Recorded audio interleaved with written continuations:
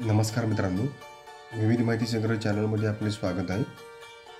आज आपण राज्याच्या मंत्रिमंडळातील ओबीसी समाजाचे मंत्री कोणते आहेत ते पाहणार आहोत.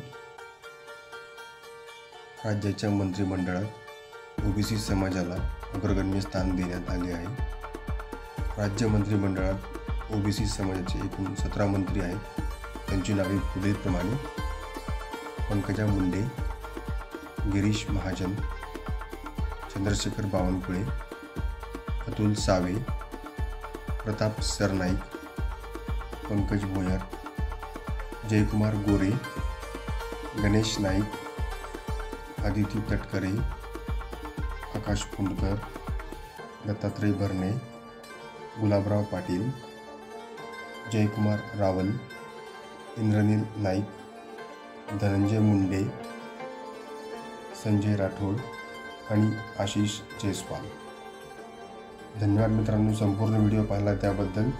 व्हिडिओ आवडला असेल तर लाईक, शेअर आणि सबस्क्राईब करा.